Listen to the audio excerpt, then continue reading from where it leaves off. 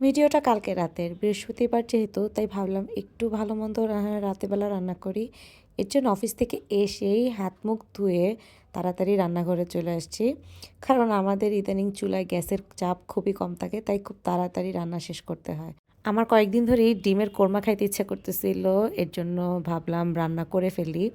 তো প্রথমে কাজু কিশমিশ একটু জলে ভিজায় রাখছি, আর এখানে সিদ্ধ ডিমগুলোকে হলুদ লবণ দিয়ে ভেজে নিছি। মিস্টাররা এখানে পেঁয়াজ কুচি করে দিতেছিল, আর এই সিজনে না পেঁয়াজে অনেক বেশি ঝাঁজ থাকে। রান্না করতেছি আর ভাবতেছিলাম গ্যাসটা যেন কমে না যায়, রান্নাটা যেন শেষ করতে পারি। পেঁয়াজটা বেরেস্তা করে নিছি, আর বাকি পেঁয়াজ আদা রসুন আজকে একদম মিক্সিতেই পেস্ট করে নিছি, কারণ সময়ও কম আর অফিস থেকে এসে আসলে বাটাবাটির এনার্জি থাকে না।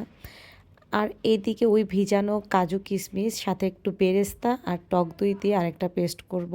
আমি না গরম মশলা দিতে ভুলে গেছিলাম, তো গরম মশলাটা পরে অ্যাড করে দিছি। আর ওই যে টক দইয়ের পেস্টটা দিয়ে এবার এটাকে ভালো করে কষাবো যতক্ষণ না মশলা থেকে তেল ছেড়ে আসে। আর এর মধ্যে আমি লবণও দিয়ে দিছি। এখানে গরম জলে 1 কাপ গরম জলে আমি 2 চামচ গুঁড়া দুধ দিয়ে দিছি। কোরমার আসল টেস্ট তো এই গুঁড়া দুধেই, মানে এই দুধের ফ্লেভারটাই কোরমার আসল টেস্ট। একটু মটরশুঁটি দিয়ে দিছি, এরপর দুধটা দিয়ে আমি ডিম দিয়ে দিছি। আমি এখানে কোনো জল দিইনি এই কোরমাতে। এর মধ্যে এটা ঝোল হবে, বাস কাঁচামরিচ আর বেরেস্তা দিয়ে ফেলছি, এই তো হয়ে গেছে আমার ডিমের কোরমা।